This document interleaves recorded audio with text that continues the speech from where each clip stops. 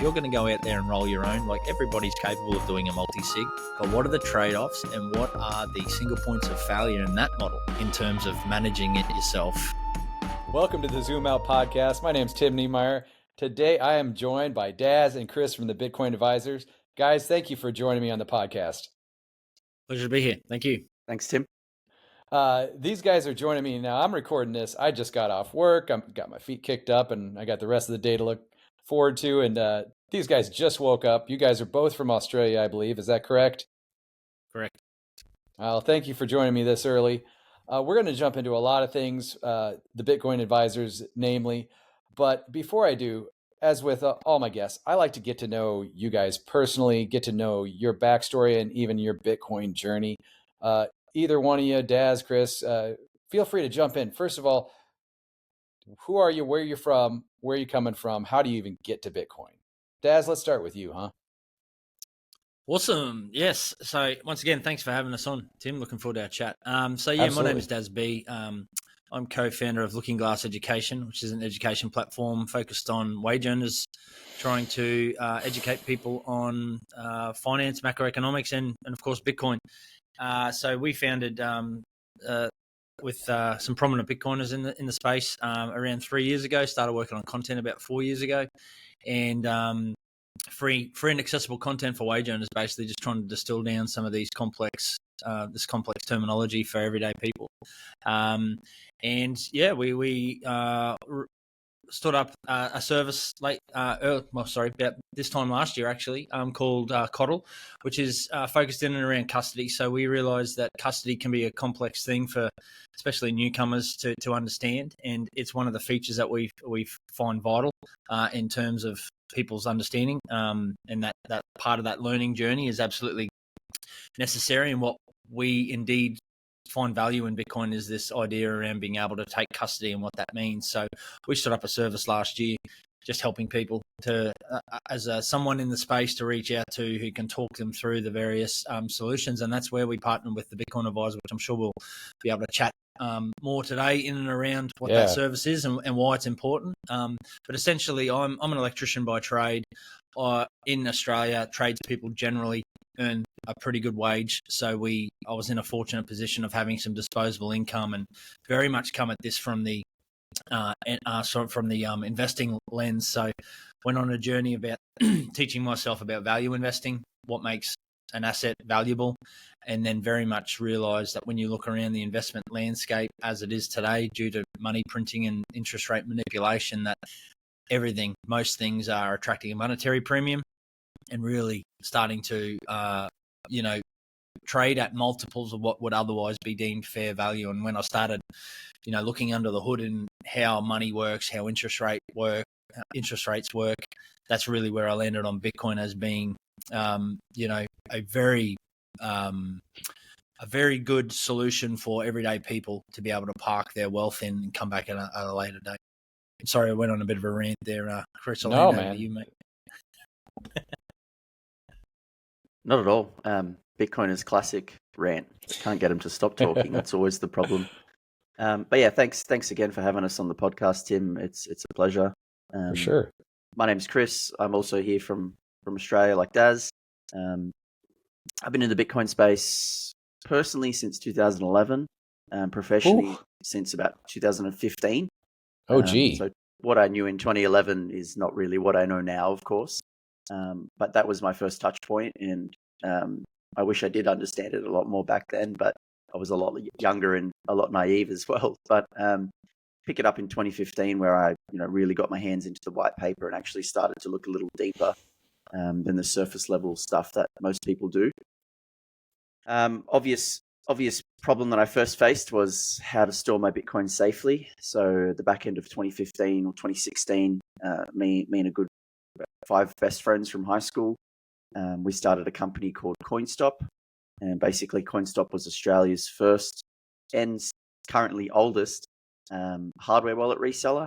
So we saw a gap in the marketplace where we couldn't get our own Bitcoins off exchanges and onto hardware wallets, which were still fairly new in 2015, 2016. There weren't too many providers and too many options available in the market, but Trezor was in existence at that stage.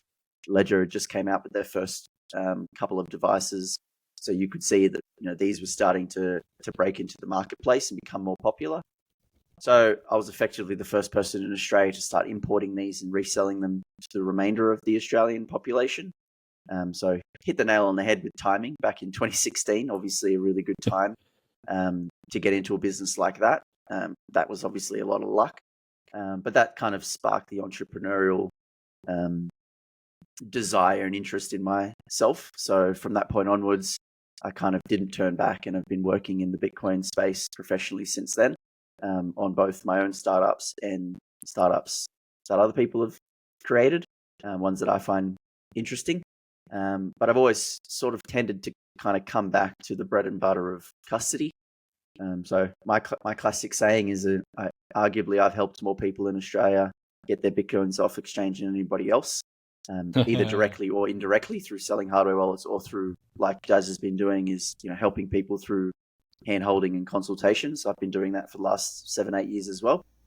And I guess that's where paths collide again with the Bitcoin Advisor. So Pete was actually a client of mine at CoinStop probably about 5-6 years ago. He was buying hardware wallets off me. Didn't know who he was. Nobody did. He was You're talking in the Peter closet Dunworth, Bitcoiner. right? And correct, yeah, sorry, Peter Dunworth, yeah, one of the partners of the Bitcoin Advisor, Right. and obviously well known now because of his forecasts and podcast circuit and just his big brain, I guess.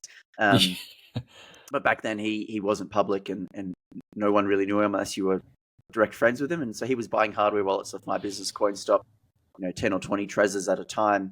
And after the second or third visit, I thought, this guy's probably not buying Trezors for himself. He must be doing something on the side, or some sort of venture that I'm not familiar with. But he never reached out, never asked for a discount, just bought his wallets and went his own way. And yeah, fast forward now to sort of 2023, 2024. We're all now working together as colleagues. Our paths have collided, and we're all doing this together. And yeah, I've obviously worked in a number of different startups in between all of that stuff as well, be it exchanges, be it startups, like almost everything in between. But the thing that always kind of draws me back is the custody, is the security. I think it's ultimately the most important thing. If you can't remember or can't keep your 12 or 24 words safe, then that's kind of the end of the road for you. So have we lost Tim, or am I just tripping out because he's disappeared from my screen? I think he has. Hopefully he can splice it, because normally records locally on Riverside, so you can see. Yeah. He's back. Here he is. Sorry Tim about that, guys. Sorry about that. That's okay. I was just saying how, our paths have all reconnected now years down the track, and we're all working together on the Bitcoin Advisor. So yeah, super thrilled to be part of a absolutely world-class team of advisors. I'm just quite old, little humble Chris. Well, thank you both for sharing that. Before we jump into custody, I have a couple follow-up questions. Daz, I didn't catch. When did you get into Bitcoin? What year?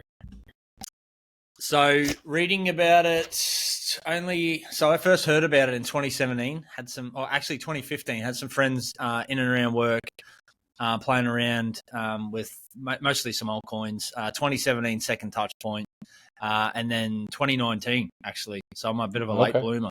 And then I actually didn't make my first purchase until 2020. Well, there's a few other things. When that saying went, yes, sorry, there's a bit of a delay on my end. So 2019, started reading about it, and then didn't make my first purchase till 2020. But there's that saying that Bitcoin finds you when you're ready for it, and I think I was ready for it. So by the time 2020 rolled around, I was all in pretty well. As fell down that rabbit hole really, really hard, and just me being the way I am, I tend to like to understand things in its entirety. So really went pretty deep. Read, Mastering Bitcoin as one of the first books I read, because as an engineer, electrician, wanted to dig down into the tech and really understand what it was in the hood. And I'm glad that I did, because it was really a revelation to me, and like, holy crap, this thing operates the way it operates, and it's basically like a cockroach. It'll survive a nuclear holocaust, and it's going to be around forever. So that's where I fell down pretty hard, and focused most of my attention now on in and around Bitcoin and Bitcoin education. Well, And like they say in Bitcoin, we're all autists. We're all autistic, so we all kind of have that. Just dive right in and laser eyes. You know what I'm saying? A couple other things you guys kind of buried there. Daz, you also just recently wrote a book, and I was even hearing about Chris. You even host Australia's conference. Is that correct? So we wrote a book called Beers for Bitcoin. And it was kind of the second part to a course that we'd put together on Looking Glass, which is free for everybody. The first part of the course was in and around why Bitcoin, why people should consider it, history of money, fiat currency, byproducts of a fiat monetary system on wage earners. And then the second part of that course was really around, okay, well, if you're going to own some, you better do what most of us have done and look under the hood and really understand what it is, because we all know it's volatile in the short term. So how do you stomach that volatility is conviction, right? Is a true understanding of the mechanics that make it powerful and why we think it's not going to go away, and the reasons why when it has a 20% drawdown, all us Bitcoiners are rubbing our little hands together and excited about it, and we're not freaked out about it. It's because we've taken that to look under the hood and really understand the mechanics about what makes it great. So we put that together as part two of a course, and then once we'd done that, we realized it was actually a really, really good little book offering. So we launched that as a book. It's self-published through Amazon, so you can buy it in Kindle and in printed format. And really, really, humbled by the by everyone's feedback in and around that book. It's often, what we didn't realise, and what we definitely didn't write it for, was that the sort of women cohort of our Bitcoiner community are really resonating with it. We always thought it would be you'd want to understand the why of Bitcoin before the how of Bitcoin. Whereas we're finding that a lot of women tend to like it the other way around, really want to understand it first and then go and find their why in and around why they want to own Bitcoin. So that was a really humbling bit of feedback, and we receive it time and time again. So we're finding that it's really resonating with people. We always sort of be maybe the second or third book you'd read in Bitcoin, but a lot of people are choosing it, handing it out to their friends and family as their first, which we're totally chuffed with. And then Chris is obviously, hand over to Chris, but he's put together the best Bitcoin only conference that we've got in Australia. Hand over to Chris, because it's an incredible event. So highly encourage anyone from overseas to try and get here. It's a great excuse to get to Australia, but without further ado, I'll hand it over to Chris to pump his own bags, and you should do a good job of this, Chris, because it's an incredible conference, mate. Well, I don't do that, Daz. So much so that I even forgot that I run it. But you are right, Tim. We've had it running now for 2 years. So first year was 2023, and we just completed 2024's conference just over a month ago. But yeah, what I've come to realize in my entrepreneurial career is I just solve my own problems. So with CoinStop, it was, how do I get a hardware wallet? Okay, there isn't anywhere in Australia that sells them. I've got to buy them from Europe. I've got to pay in euro. It takes 2 weeks to get here. Obviously, it's a lot better now. But back then, the logistics and the supply chains were pretty bad. Hence why we created our business. And so that was just solving my own problem, which, fast forward to Bitcoin Alive, I'm doing the same thing. I'm blessed enough to be able to travel a fair bit with the work that I do. So I've been to quite a few conferences overseas through that travel, but I'm one of very few Australians who get the opportunity to travel and go to conferences, maybe one or two here or there, but to go them consistently, it's very costly, it's very expensive. You've got to take leave off work, you've got to leave the kids behind, you've got to pay thousands of dollars, you've got COVID thrown into the mix. Like, there's a whole host of ways that you can not go to a conference because it's really hard. And so I just wanted to fix that problem. So there wasn't a Bitcoin only conference in Australia. There is lots of great Aussie Bitcoiners, and there are lots of great local meetups. So pretty much every capital city of Australia has a really solid Bitcoin only meetup and Bitcoin only group, but they don't really scale very well. So what happens in Perth, 3 hours on the other side of the planet, to Sydney, doesn't really get spoken about in Sydney. And even so, between what happens where Daz lives in Queensland, we're on the same side of the country, but we're still 3 hours away from each other in a plane. So, those conversations don't really get connected nationally. So what I wanted to do is basically bring that together, connect all of those micro nodes, all of those smaller meetups around Australia, bring them all together on a yearly basis, put them in a room and see what happens. So we trialed that in 2023, and it was really good, and everyone had an awesome time. So we did it again in 2024, and I think hopefully everyone had an awesome time again. So yeah, we're small. We're not, a massive conference. We're only been running for 2 years. We're totally self-funded.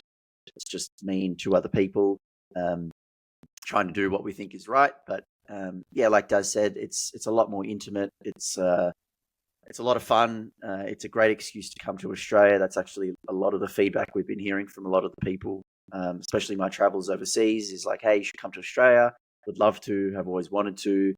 I've heard it's so beautiful, but god damn it, why is it so far away? So hopefully a Bitcoin conference can be a good catalyst and a good excuse for people to go, well, shit, maybe I'll just jump on a plane and go to Australia for a couple of weeks. And we've had a couple of international guests over the last few years make that journey and be really happy that they did. Eric Casey came this year and seemed to really enjoy himself. Knut Sparnholm came last year, and his words were, it was the best conference I've ever been to. I hope he still thinks that. But, it's a lot of fun. Australia is, for all the bad raps it gets, in the media, and largely a lot of that is true. When you do get on the ground and you do visit here, it is an awesome place. The people are great. The weather is cool.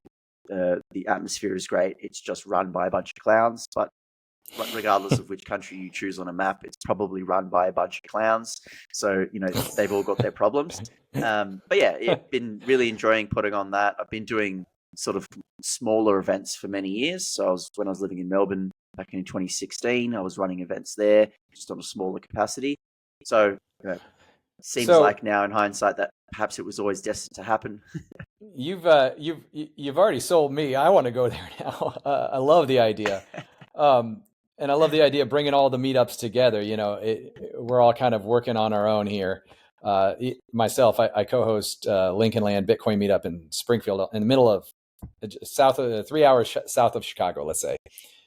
And we're actually having it tonight after the recording. So I love that, and thank you for sharing all that. So the thing I'm taking away from this is neither of you are like fly by night kind of guys here. Like, hey, let me help you with my Bitcoin, with your Bitcoin here, right? You're actually deep in the weeds here, and I love that. It's kind of funny because my own story, I was 2018, and there was some shitcoinery, but short-lived. But as I went on, I started learning the self-custody for myself. And I didn't have anybody back then, except for the few videos that were out there, So I had to learn it all, cut my teeth. And even today, I've got my entire stash is self-custodied, and I'm good with that. But even today, I go driving down the road, I get hit by a bus. Like, I can't expect my wife or my kids to access my keys, find my keys, access, get all up in there.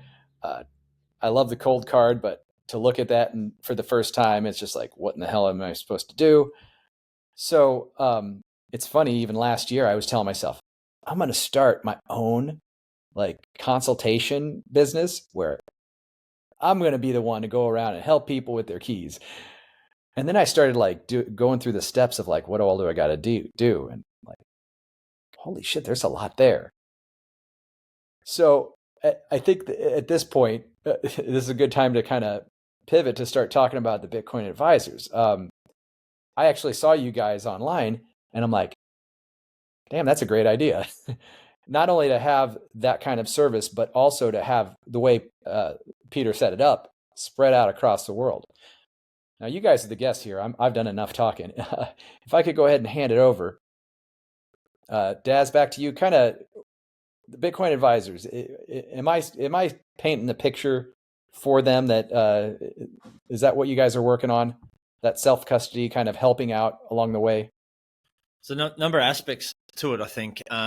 Really, where I think our niche proposition is in and around helping new people on board to Bitcoin, and also as you spend time in Bitcoin, the more cycles you're in, the more net wealth you're starting to appreciate. So Mm-hmm. realistically, if you're comfortable with a single sig, potentially what we find is that if you're comfortable in your own skin, then great.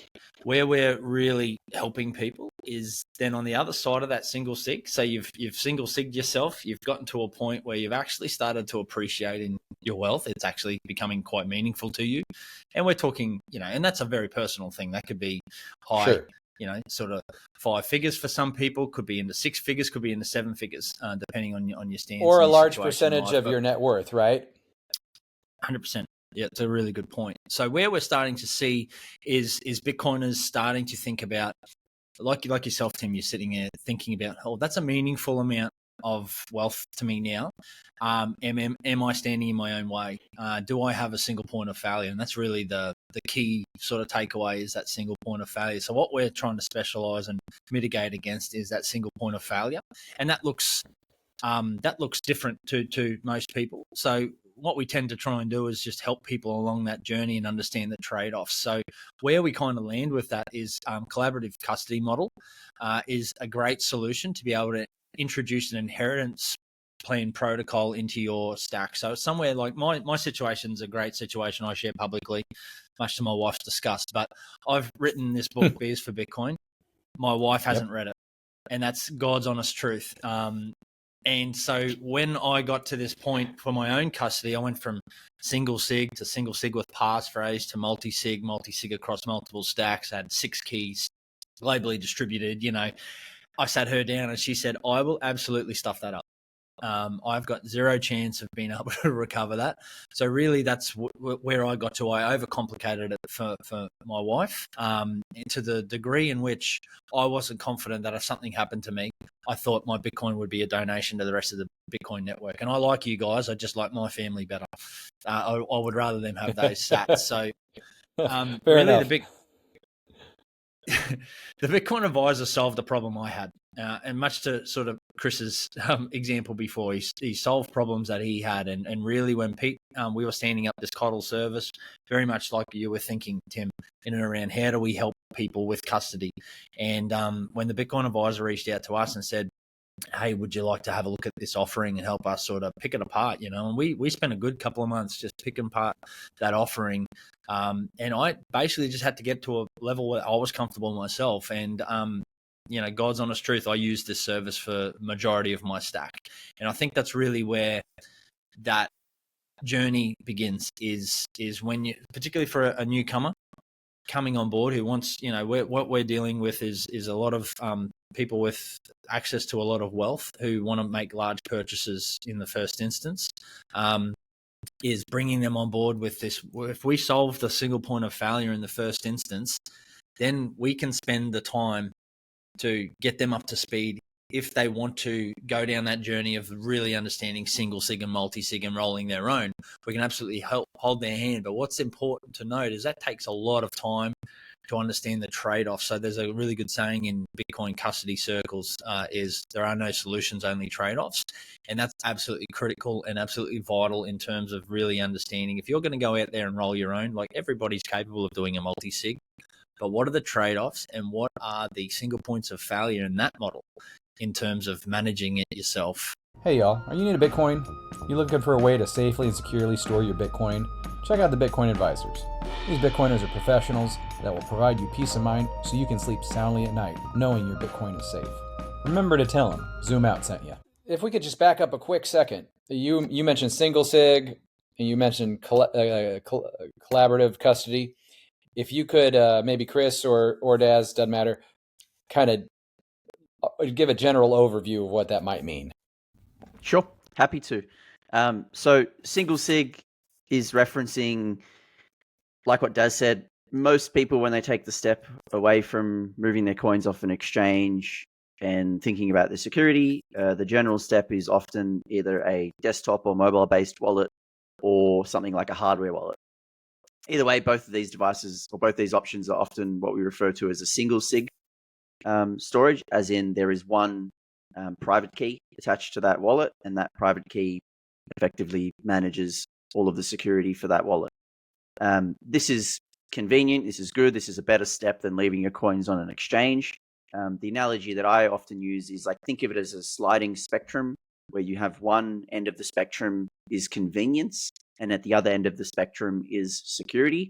And it's up to the individual to determine where they want to position themselves along that spectrum. So if you bought your Bitcoins off Coinbase or River or Swan or whoever that might be, and you leave it on there, then you're probably sitting at the end of the convenience end of the spectrum.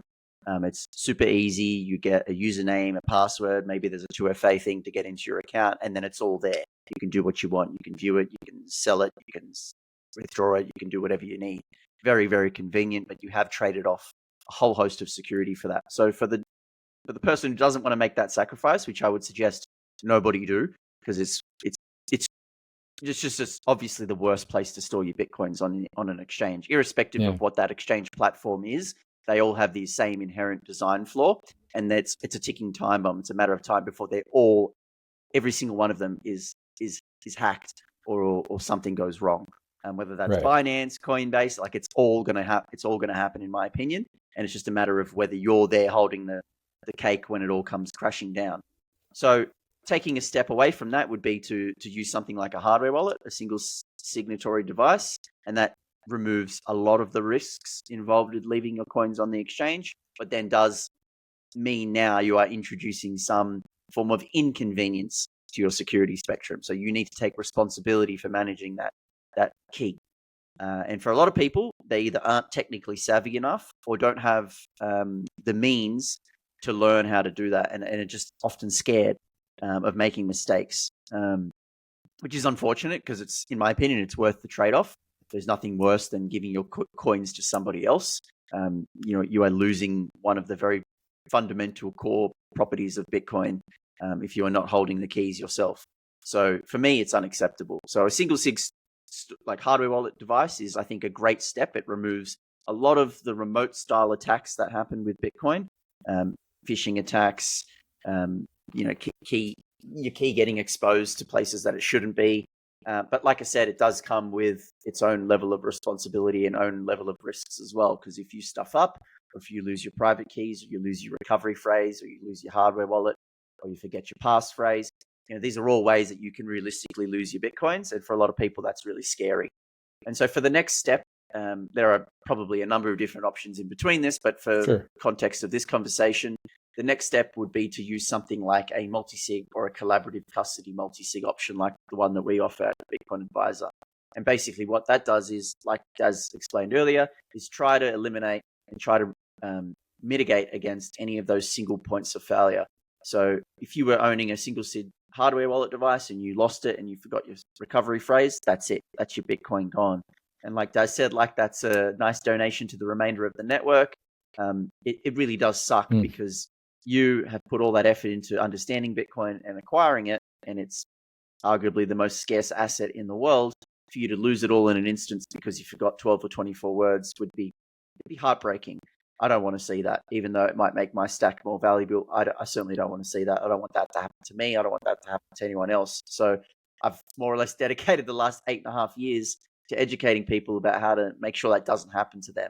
And so I think the collaborative custody and what multi-sig has allowed us to do now, I mean, this wasn't possible 5 years ago. Right.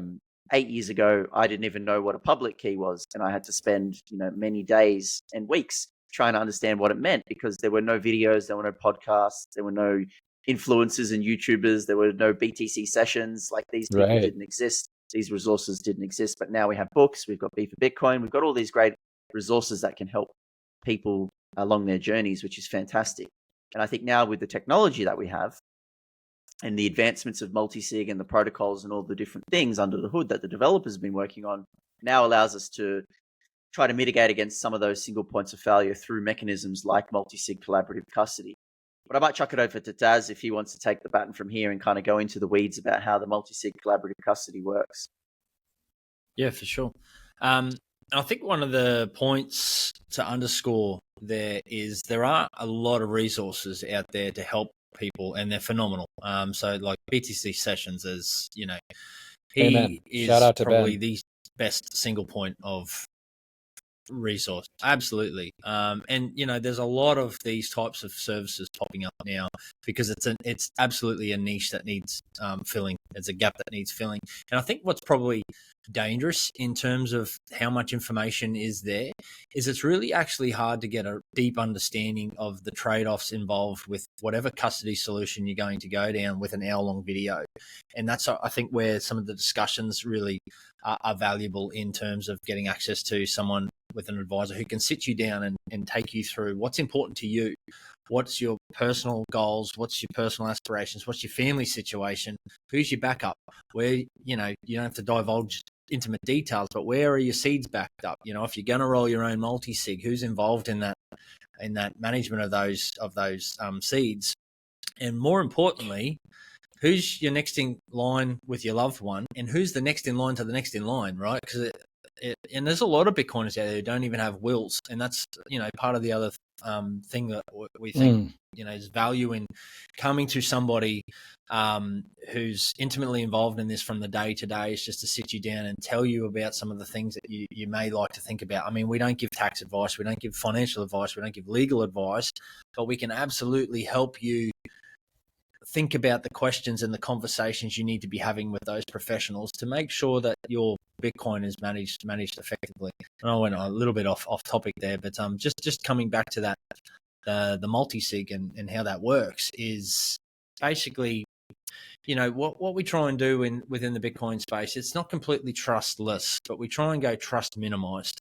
So it's about understanding what are the trust minimization, and we firmly believe that multi-sig puts you in a really good position to be able to mitigate against even those the trust minimization trade-offs you've had to make. So you've had to go and buy a hardware wallet. If you don't know how to verify the source code on that hardware wallet, or you're not an electronics expert, it's really hard to make sure and minimize that trust that you've had to put into that, because there is an inherent amount of trust that you have to do no matter what decision you choose to make. But going to a multi-sig, you can start to minimize that trust even more by not potentially focusing on one hardware developer. You're not putting as much reliance on using, any attack vectors that may exist in and around that custody model. And I think what's really important out of all of it is, by a collaborative custody model, there's somebody that you can point your loved ones towards to have a conversation in the event something does happen to you. So there's somebody that you can pick up the phone. There's very clear instructions on what they need to do in the event that something happens to you. And regardless of whether they're in possession of their keys, they're technically capable, whatever, there's somebody, a point of call that's, trusted in the community. We're building up, really, I think what the powerful thing in and around this is the network that we're building at the Bitcoin Advisor. It's the network of individuals that exist as advisors within that network. We can't all be experts on every single thing, but we're building out this network that you can lean into. It's the social layer. It's exactly. The social layer. I'm not calling, no offense, but like tech support in India or something like that.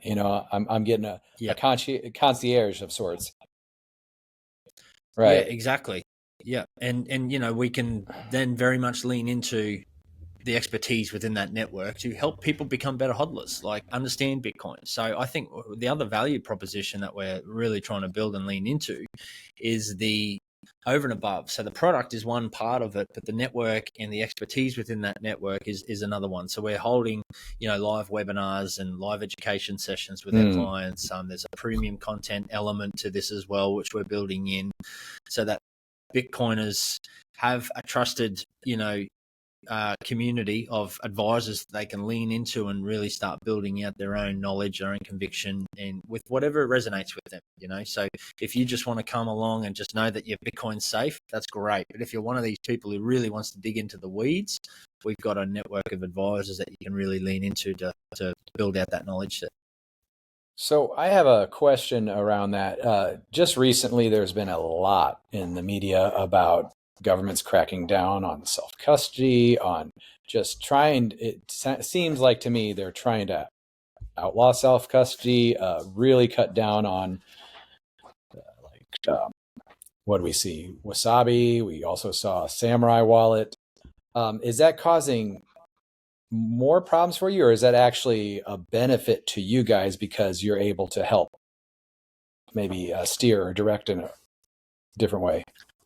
Well, I think it's probably important. There's been a lot of FUD, what we call in the Bitcoin industry, fear, uncertainty, doubt in and around what's actually going on there. And I think it's important just to peel back the layers and really understand, is it an attack on custody itself, or was it a very specific attack on a company that just so happened to help people in that custody space? So I think there's probably been a lot of attention drawn in at it being an attack on custody. I personally don't see it that way. I see it personally. They've been charged with a very specific conspiracy to commit money laundering, I think, or something in and around those charges. And talking specifically about the samurai guys here. Right. But I think what happens then is that the fear, uncertainty, doubt comes in and around a lack of understanding in around the specifics, and it very much appears like an attack on custody. Where I don't personally see it like that. It may very well be the reason. I'm not saying it's not, but I do find it important just to zoom out a little bit and just look at those specific facts. Now, in terms of custody, I think this is one of the things that even a lot of Bitcoiners have been in the space a lot. When they look at custody and attack on custody, it's actually one of these assets that, when you really understand the mechanics and understanding that it's just mathematics that protects Bitcoin and is able to move Bitcoin, it's like banning words, banning spoken word math. or written word, or right. banning math. Exactly. And so it's actually an impossible notion. It's an impossible task. And just in terms of, is that helping us or not? I think one thing that is important to note is this idea in and around jurisdictional arbitrage of keys. So it's the fact that I can manage a multi-sig and I can potentially have it spread a bit across 3 keys across the globe. That's a powerful concept. So even if my key, I was on a really authoritarian regime, right? And I had somebody say to me, I'm not physically allowed to obtain hold 12 words in my head. Well, I've got 12 words here. I've got 12 words in someone else's head, and I've got 12 words in someone else's head. Potentially, is the kind of concept. So when you look at that and you think, well, that's actually impossible. It's impossible to enforce. It's impossible to police. And the attack itself on custody would be an attack on free speech. So the likelihood of it actually happening, I think, is relatively low. It's like that the meme or whatever, Christopher Guest, where he's like, "You're hiding 12 words in your head, aren't you?" Yeah, man. So you're in a way, it's almost like beneficial to have it spread. Like if I were to work with you guys, and this is like, this conversation is also to me like a free consultation in a way. For sure. Sorry. Well, remember, Tim, we always come back to the classic saying is there are no perfect solutions, only trade-offs. So like of these things, Thomas Sowell, I love that. All of these things, sound good on paper, but may not work for a particular individual. May not work for you, but may work for Daz. What works for Daz may not work for me. And I think that's the important thing around this is as we progress through the adoption curve, I've seen it happen firsthand, given my position at CoinStop for the last 8.5 years. The cohort and the type of turnover and wallets and support that we were offering in 2016 is vastly different to what we're offering in 2024. If I'm being honest, it seems like that boat has largely sailed. The people who own hardware wallets typically already do, and they don't seem to be coming with each cycle of price action, which typically has correlated over the last 8 years. We're seeing a divergence now. I think that's because the next wave of investors, the new capital that's coming into the marketplace is a different subset of investors, and they have a different set of needs. Of course, they still need to keep their Bitcoin safe, but they want to do it in different ways. They don't want to do it with a cold card and a passphrase and 24 words. That's way too technical for them, and that's way too much responsibility for them. So I'm sure you're not gonna bring, and nobody's gonna bring you any paper hardware wallets anymore, right? No, I mean, exactly. Like that's another great example. Is paper wallets are effectively dead, and they've been dead for probably quite a few years because of hardware wallets. And so now we're seeing, I think, the next evolution of custody, self-custody or collaborative custody, through the use of multi-sig and services like the Bitcoin Advisor or a number of them out there in the marketplace. We're seeing more and more of this stuff coming to light. So you kind of need to adapt to the market, right? My business of selling hardware wallets direct to consumers doesn't really stick as much as what it used to in 2016, 2017, 2018. What do people want now? What does the market want now? The market wants a hand-holding type service where they can speak to a so-called expert and ask them questions that is tailor-fitted to their particular circumstances. And so that's kind of what the Bitcoin Advisor does. We have a bread and butter collaborative custody service, and of course, a whole host of other ancillary services in and around that, like Daz has touched on, estate planning and beneficiary education and all that stuff. It's all on the website. You can take a look at it there. But the point is that it's a white glove style type service where we tailor to suit your particular needs and whatever that might be. What we've now found is once we get clients in the door and we get them hooked up to the collaborative custody, then we can start to get even deeper with them. Like, how can we unlock more pools of liquidity that maybe were sitting on the sidelines previously that they weren't aware that could get access to Bitcoin? That could be IRA, retirement funds, tapping into as well, Chris, right? Yeah. That 100%. We've found that with a lot of our clients. Is once they get comfortable knowing that their Bitcoin is safe, suddenly that sparks an interest to get more Bitcoin, which is win-win, right? We want our clients to have more Bitcoin, not just because they have more Bitcoin, but like that's one of our ancillary services. Is like, okay, yes, we charge our clients for the service that we offer, but how can we provide them with more value than what we're charging them for? Because that's a happy client. And so for a lot of our clients, they end up with more Bitcoin after becoming a client and even paying us for the service that we offer because we unlock these pools of liquidity that maybe they weren't aware of previously. So it's a really holistic style service, whilst the bread and the butter of it is very much collaborative custody. It's a broad Bitcoin advisory service. We don't offer direct advice like Daz mentioned. We're not tax advisors. We're not legal advisors. Whilst we have those professionals in our network and they are accessible to our client base, we don't do that ourselves. We don't get on a phone call and say, hey, Bitcoin's at XY,000, you should probably buy now. That's not our bread and butter. We're not financial advisors, but we will help you with everything else effectively. And I'm looking here on the website, and you got people all over the world. You got Asia, you got Australia, obviously, Europe, Scandinavia, North America, South America, Africa. So this is really building out, and I love what's going on here. I love the concept, and I love what you guys are doing. Before we wrap up, I want to completely back up all the way. I always like to ask Bitcoiners kind of for their elevator pitch of sorts. Now, I know it's different for everybody because everybody's in a different situation. What you would say to me is different than what you would say to somebody in the Central Republic of Africa. You know what I mean? But on a very general level, elevator pitch. Daz, what you got?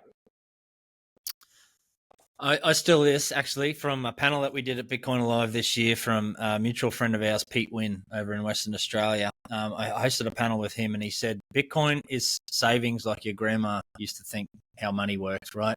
Is essentially my elevator pitch now. So I think when you look around the investment landscape, it sort of ties back to my very first example this morning in and around where you can park your money. We know our money depreciates in purchasing power every single day that we hold it.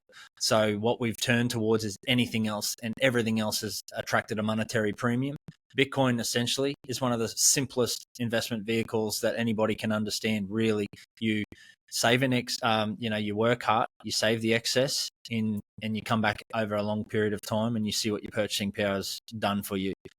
So essentially it's savings, like grandma used to say, savings work hard, put it away, come back for a rainy day. And when you don't really need to, it'll get to a point where, I don't know the underlying protocol for email, right? I don't need to know I just know it works. That's where we'll get to eventually with Bitcoin. Love that. Chris? Yeah, I tend to agree, especially with that last point. That's often one I come back to a lot, is like, if you asked 10 people down at the local shopping center, how does Visa and MasterCard network work when you tap your card on the terminal? They'd say, I don't know, you just tap it, it makes a sound, and then the money happens. That's where that technology's at, because it's a lot more advanced. advanced in the sense it's been around longer. The technology itself is less advanced than Bitcoin. Bitcoin is the most advanced piece of technology, but it hasn't had that time to kind of get that adoption and get more advanced in that regard. But I'll change it on a slightly different tack. Maybe this is a bit too woo-woo because I've been in Bitcoin for so long, and maybe normies don't want to hear Bring this. it. But actually, like Daz, from a Bitcoin Alive panel, so a typical theme that we've kind of started at Bitcoin Alive is the very final panel of the day is one that I host and kind of goes a little bit crazy. Not crazy, but like, so for instance, this year's panel was Bitcoin is Hope. And so I want it to be very positive kind of vibe about how Bitcoin is more than just getting rich and making money and, removing the shackles of the fiat system, but it can impact other elements of your life. I think that's what it's done for me. And I dare say it's done it for you two gents as well, is like, it's just opened your eyes up to a whole new line of thinking. I was probably predisposed to find Bitcoin because of the way I grew up. I was always a critical thinker and a logical thinker, and I was a bit of a conspiratorial nut. And so Bitcoin was always there. It was just a matter of looking at it and going, "Oh, well, there it is." But for other people, they don't attach to those things. But Bitcoin is so broad that you will find a way that it does tie into your personal identity. Again, whether that's directly through investing and wanting to get rich, which a lot of people come for. The classic saying, come for the gain, stay for the revolution. Once you've looked a bit deeper into Bitcoin, you will unlock whatever that thing is that ties to your personal identity. Something about your belief system, something about the way you were brought up, something the way that you want to become. You will find, as woo-woo as this sound, Bitcoin will find a way to improve that element of your life. So you got to put in the work. That's the unfortunate thing, is like nothing is free. Whilst humans are conditioned for things to be quick, to be fast, to be painless, Bitcoin is not like that. You need to put in the work. That is the currency that it goes by, proof of work. So unless you're willing to put in that effort, you're not going to get the rewards out on the other end. To Daz's point about how our grandma used to say, this is how it used to be. It used to be you put in work and you get the rewards, and everyone understood that trade. Whereas as time has gone on, evolution and society has shifted to a different way where people want to be given handouts, and that's I think in opposition to how Bitcoin functions. So if anything, we just need to go back a few decades to understand how Bitcoin functions, put in that work, and you will get out the answers that you're seeking, whatever that might be, whether that's investing or if it's something personal. It's still going on for me, and it's been 10 years. Like, there's always new areas to unlock and new meanings to find. I absolutely love all of that, both answers. It's like, you don't need to know how a cell phone works or cellular communication works to use a cell phone. You don't need to know how internal combustion engine works to use a car, but everybody does it. And Chris, I like the Bitcoin is for everyone. It's going to help you in some way. I tend to kind of, if I get meta on the subject, I always kind of talk about Bitcoin as truth. It's like truth and prices. I mean, money touches everything, as we know, right? So if you're screwing with the money, you're basically screwing with reality. So let's get back to a system, a livelihood that's based in reality. To me, that's going to be the biggest benefit to society moving forward. Guys, this has been great. I love everything that you're doing.